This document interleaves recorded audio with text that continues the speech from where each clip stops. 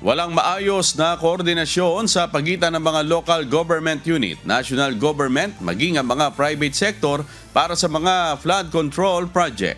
Yan ang nakikitang dahilan ni Department of Public Works and Highways o DPWH Secretary Vince Dizon kaya hindi maramdaman ang epekto ng mga programa kontra baha.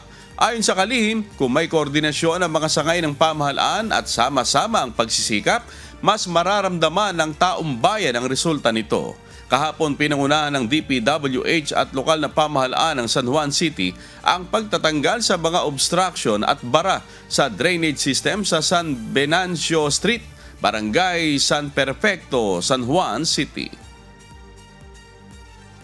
Ang problema kasi sa ganitong klaseng mga operasyon is kung magkakanya-kanya ka, yung epekto maliit. Kasi kung tingi-tingi yung trabaho, kunyari, maglilinis ngayon ng San Juan ng isang linggo, 2 linggo, tapos wala namang suporta sa national government, hindi matutuloy-tuloy yun. Isa po sa natitirang mga lugar sa San Juan na talagang grabe ang pagbabaha at pag dito, pag konting ulan lamang talagang mabilis tumaas ang tubig. Once maklear yung structure na yan, yung tubig ba na dating nag-iipon dito sa San Perfecto, aagos na ba siya papuntang F. Manalo?